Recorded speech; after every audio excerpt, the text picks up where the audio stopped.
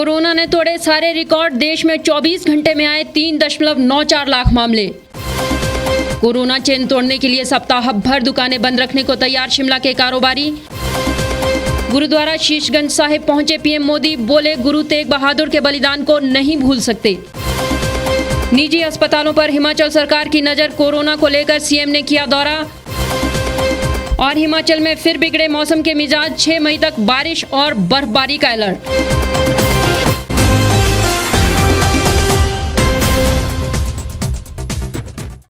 नमस्कार, स्वागत है आपका द रीव टाइम्स न्यूज चैनल में। मैं हूं आपके साथ अंजना ठाकुर और अब खबरें विस्तार से। देश में कोरोना की दूसरी लहर का कहर बढ़ता जा रहा है।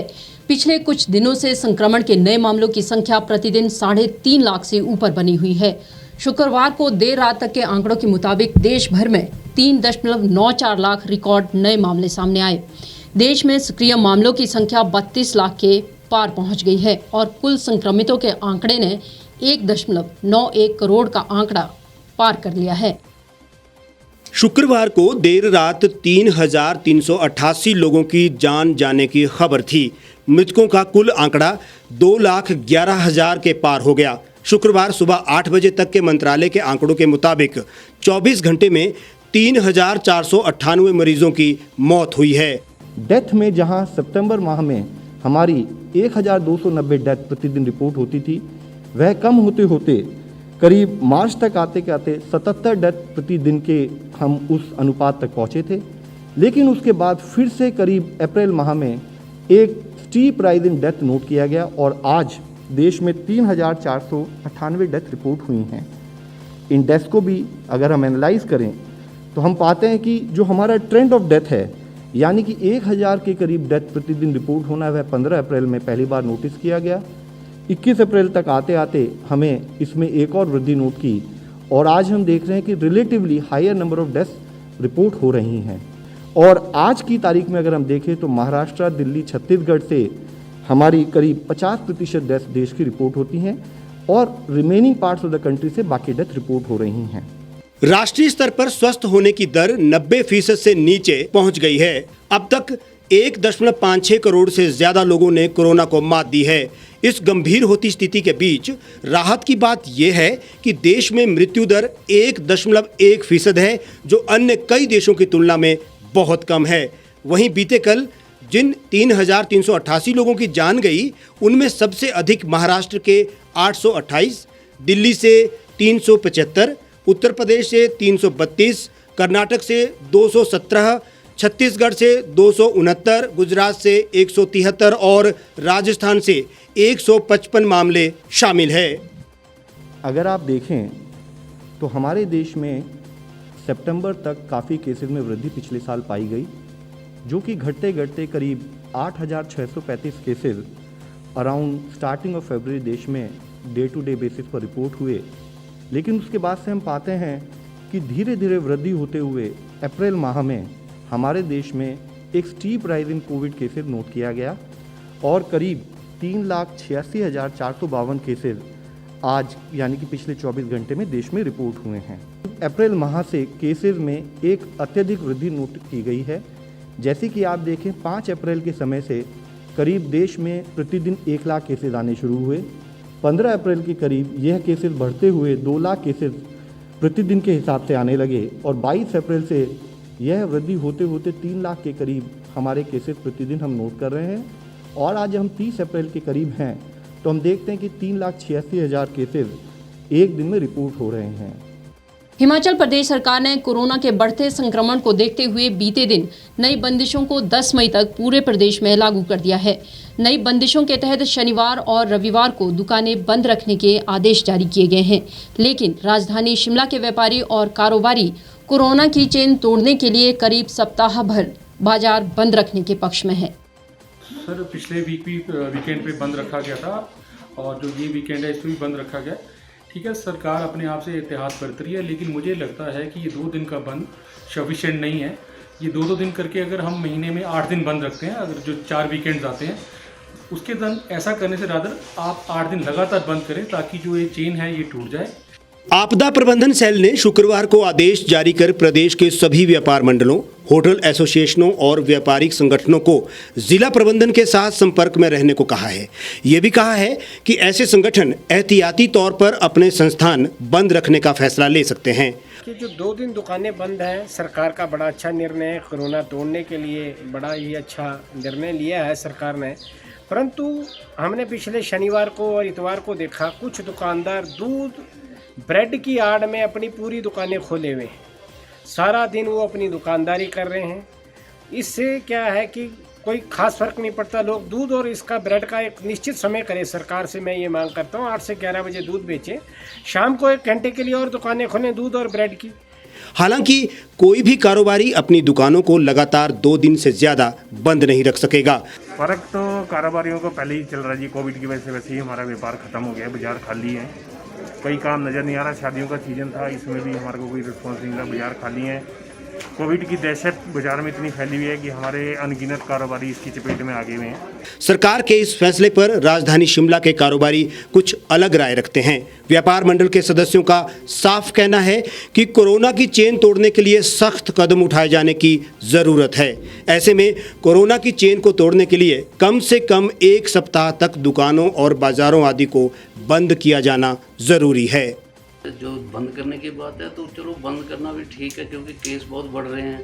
इससे लोगों को थोड़ा घर में रहेंगे थोड़ा, तो उससे काफ़ी फ़र्क है। चेन टूटने का मतलब है कि व्यापारी वर्ग इसमें पूरा सहयोग करने को तैयार है, या हमारी टाइमिंग्स को ठीक किया जाए। जिस तरह अगर आप वीकेंड पे खोलते हैं, इसमें करियाने की शॉप्स खुली रहती हैं, सब्जी की दुकानें खुली रहती हैं, मेडिकल शॉप्स खुली रहती हैं, इनका भी एक टाइम निश्चित होना चाहिए। नहीं तो अदरवाइज़ लोग उसी तरह बाज़ारों में घूमते हैं, तो ये कोई मुझे लगता नहीं कि उचित विकल्प है। इनको प्रॉपर करना चाहिए और व्यापार मंडल पूरा सहयोग कर रहा है और सेम टाइम में हम इनसे भी पूरे सहयोग की उपेक्षा करते हैं। लॉकडाउन लगाना के अगर सरकार उचित समझती है, सरकार अपना निर्णय ले लॉकडाउन के लिए, इसमें चेन टूटेगी। जितनी बीमारी बढ़ रही है, जब तक लोगों को रोका नहीं जाएगा तब तक इसका कोई प्रबंध उचित नहीं हो सकता। सख्ती से इसमें कदम उठाया जाए। इस महामारी से अगर हमें बचना है तो हमें एक कंप्लीट लॉकडाउन की आवश्यकता है। और जब केसेस हमारे लास्ट ईयर काफ़ी कम थे, सरकार बड़ी विजिलेंट थी। आज जब इतने केसेस हैं, हमारे हॉस्पिटल्स में जगह नहीं है, सरकार इसको बहुत कैजुअली ले रही है, जो कि बहुत चिंता का विषय है। सरकार से हम एक बात कहना चाहेंगे कि जो भी सरकार निर्णय ले उसमें थोड़ा कारोबारी का भी हितों का ख्याल रखे। हर बार जो इतने भी कारोबारी हैं वो हमेशा सरकार के साथ रहे हैं और आगे भी हम सरकार के फैसलों के साथ रहेंगे। कर्फ्यू कोई समाधान नहीं है। हाँ, लॉकडाउन है, चेन तोड़ने के लिए आप उसको करो। कर्फ्यू और लॉकडाउन में फ़र्क है। लॉकडाउन में आप कर्फ्यू के में ऐसा होता है कि आपको टाइम देती है सरकार की, आप ये चीज़ें खरीदनी है, पहले भाग दौड़, पैनिक क्रिएट हो जाता है कर्फ्यू से। लॉकडाउन में आपको पता है कि आपकी ज़रूरत का सामान आपको मिल जाएगा, तो आदमी आराम से निकलता है। नहीं तो वो टाइम होता है कि जी कर्फ्यू में 2 घंटे की रिलैक्सेशन है, उसमें क्या होता है कि क्राउड इकट्ठा हो जाता है। लॉकडाउन में उसको पता है कि सारा दिन दुकान खुली है, भाई मैं अभी नहीं जाऊंगा, थोड़ी देर बाद जाके अपना सामान ले आऊँगा। देखिए, हम सरकार के साथ पूरी तरह सरकार के साथ है। जो भी निर्णय लेगी हम उसके लिए सहमत हैं, क्योंकि लॉकडाउन भी इस वक्त बहुत ज़रूरी हो चुका है। संडे को टोटली बंद होना चाहिए। पूरा बाजार जो संडे को बंद हो, सैनिटाइज हो, तब चेन टूटेगी। नहीं तो इस बंद करने का कोई फायदा नहीं है। पब्लिक काम चली हुई है, कोई फर्क नहीं है इसमें। गुरु तेग बहादुर जी के 400वें प्रकाश पर्व के अवसर पर पीएम मोदी ने आज सुबह गुरुद्वारा शीशगंज साहिब पहुंचकर मत्था टेका। बिना किसी सुरक्षा घेरे के मोदी गुरुद्वारा पहुंचे। सुबह पीएम मोदी ने यहां पहुंचकर अरदास की और प्रधानमंत्री यहां बिना किसी सुरक्षा रूट और स्पेशल सुरक्षा व्यवस्था के पहुंचे थे। इससे पहले भी कई मौकों पर पीएम मोदी गुरुद्वारा में मत्था टेकने पहुंच चुके हैं। प्रधानमंत्री नरेंद्र मोदी ने गुरु तेग बहादुर की 400वीं जयंती पर राष्ट्र को शुभकामनाएं देते हुए कहा कि उनका बलिदान कई लोगों को शक्ति और प्रेरणा प्रदान करता है। उन्होंने कहा, 400वें प्रकाशोत्सव के विशेष अवसर पर मैं श्री गुरु तेग बहादुर जी को नमन करता हूं। उनके साहस और दलितों की सेवा के उनके प्रयासों के लिए उन्हें विश्व स्तर पर सम्मानित किया जाता है। उन्होंने अत्याचार और अन्याय के लिए झुकने से मना कर दिया था। उनके सर्वोच्च बलिदान से ताकत और प्रेरणा मिलती है। गुरु तेग बहादुर सिख धर्म के 9वें गुरु थे। इससे पहले पीएम मोदी ने 8 अप्रैल को कहा था कि श्री गुरु तेग बहादुर जी के 400वें प्रकाश पर्व का अवसर एक आध्यात्मिक सौभाग्य के साथ साथ राष्ट्रीय कर्तव्य भी है।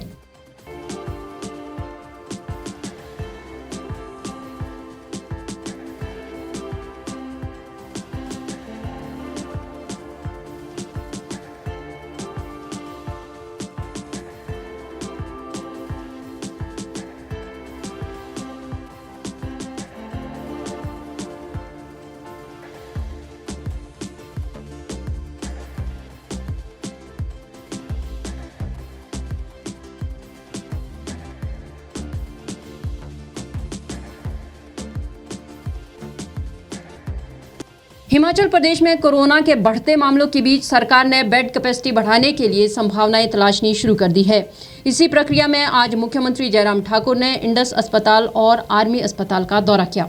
इस दौरान मुख्यमंत्री ने इंडस अस्पताल के प्रबंधन से अस्पताल को सरकार के अधीन लाने को लेकर भी बात की। प्रदेश में लगातार बढ़ते कोरोना मामलों के बीच सरकार ने ये निर्णय लिया है कि प्रदेश में जो बड़े निजी अस्पताल है उनमें ऑक्यूपेंसी का 50% कोविड मरीजों के लिए रखा जाएगा ताकि मरीजों को दाखिल करने में परेशानी ना हो। इसी बात को लेकर मुख्यमंत्री जयराम ठाकुर ने शहर के 2 बड़े अस्पतालों का दौरा किया।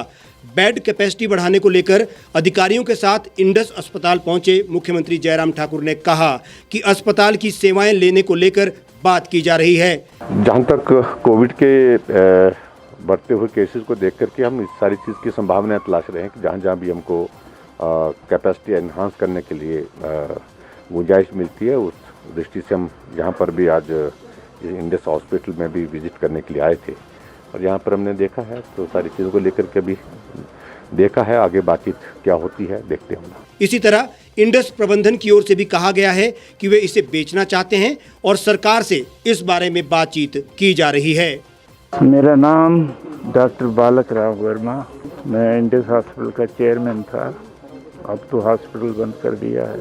बातचीत हुई, अभी वो अपना मन बनाएंगे, मीटिंग होगी, उसके बाद अगर सरकार का मन हुआ तो वो खरीदेंगे। ये रेंट के लिए नहीं, ये आउटराइट सेल है, सेल के लिए है, किराए के लिए नहीं है, लीज के लिए नहीं है। 90 के करीब बेड कैपेसिटी है। प्रदेश में कोरोना के मामलों में लगातार बढ़ोतरी जारी है, वहीं मरने वालों का आंकड़ा भी डराने लगा है। इस बीच प्रदेश के डीजीपी संजय कुंडू की रिपोर्ट भी कोरोना पॉजिटिव आई है। हिमाचल प्रदेश में शुक्रवार को 32 और कोरोना पॉजिटिव मरीजों की मौत हो गई है। कांगड़ा जिले में 10, शिमला में 4, ऊना में 4, सिरमौर 3, मंडी 3, किन्नौर 2, सोलन 3, कुल्लू 2 और हमीरपुर में 1 की मौत हुई है। उधर प्रदेश में 2365 लोगों के कोरोना टेस्ट की रिपोर्ट पॉजिटिव आई है। हिमाचल प्रदेश के डीजीपी कुंडू के संक्रमित होने के चलते प्रदेश सरकार ने डीजीपी के स्तर पर होने वाले प्रशासनिक और जरूरी मामलों के निर्णय करने के लिए एडीजी विजिलेंस अनुराग गर्ग को दायित्व सौंप दिया है। कुंडू के स्वस्थ होकर लौटने तक ये जिम्मेवारी गर्ग संभालेंगे।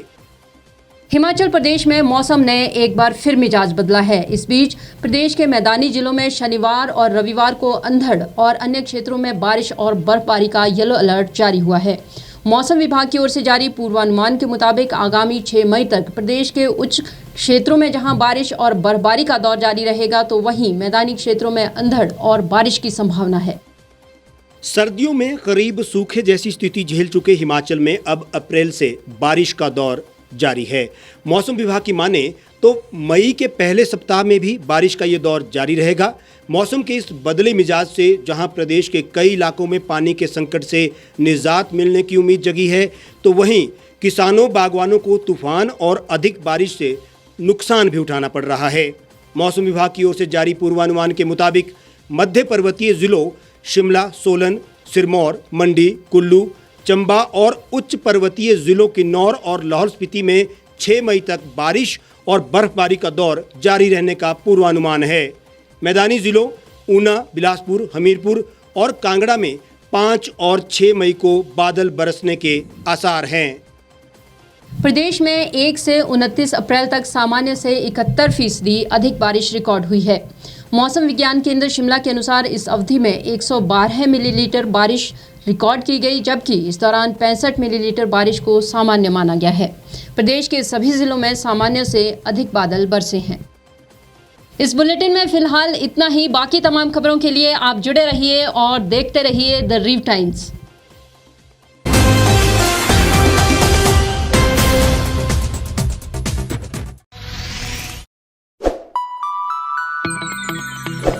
खबरों में बने रहने के लिए सब्सक्राइब करें द रीव टाइम्स, लाइक और शेयर करना ना भूलें।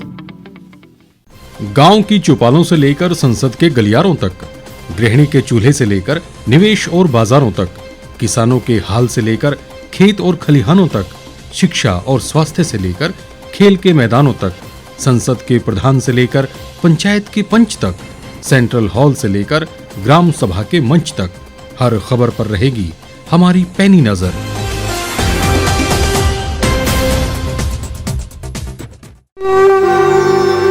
भारतवर्ष, जिसे आप दशकों से सुनते आए हैं कि सोने की चिड़िया थी। इसके पंख पहले मुगलों ने कुतरे, फिर अंग्रेजों ने, और आज राजनीतिक प्राणी कोई कोर कसर नहीं छोड़ रहे। आज भी लगभग 25 करोड़ लोग रात को भूखे सोते हैं। करीब 2 करोड़ लोगों के पास घर नहीं है। भ्रष्टाचार में हमारा 176 देशों में 80 नंबर आता है। औसतन 100 महिलाओं के साथ हर दिन ज्यादतियां होती है और ना जाने क्या क्या। देश की संसद से कुछ ही दूरी पर चादर लपेटे सैकड़ों लोग सुबह नील गगन के नीचे सोए हुए मिलते हैं। क्या आप एक ऐसे भारत की परिकल्पना नहीं करना चाहेंगे जहां कुछ ऐसा किया जाए कि 1 वर्ष के भीतर देश में कोई भिखारी या लाचार भी आश्रयहीन न रहे? लोगों को सभी सरकारी सेवाएं घर द्वार पर ही प्रदान की जाएं ताकि दफ्तर या कर्मचारी के चक्कर ना काटने पड़े। भ्रष्टाचार जड़ से समाप्त हो जाएगा। सेवा प्रदाताओं की पब्लिक रेटिंग यानी जनाकलन और तकनीक द्वारा अपराधों का शून्यकरण किया जाए। स्वास्थ्य और आधारभूत शिक्षा सभी के लिए समान गुणवत्ता के साथ निशुल्क प्राप्त हो, और भी बहुत कुछ। यदि आप इस पवित्र राष्ट्र निर्माण यज्ञ का हिस्सा बनना चाहते हैं तो आज ही राष्ट्रीय लोक नीति पार्टी से जुड़ें। अब देश राजनीति से नहीं, लोक नीति से चलेगा। विजिट करें वेबसाइट rashtriyalokniti.org।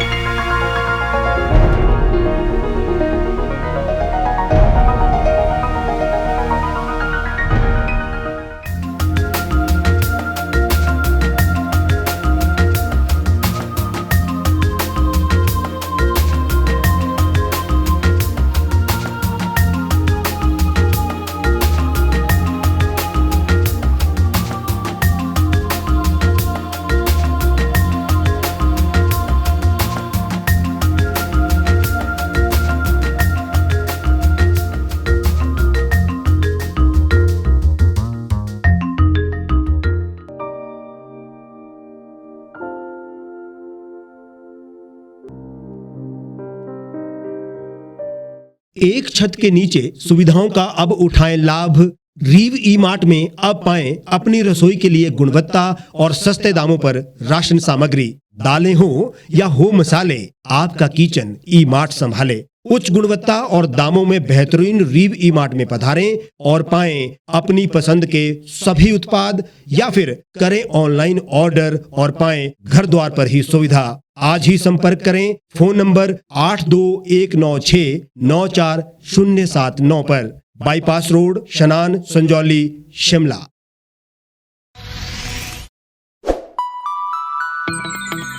लेटेस्ट खबरों के लिए यूं ही देखते रहिए द रीव टाइम्स। लाइक, शेयर और सब्सक्राइब करना ना भूलें।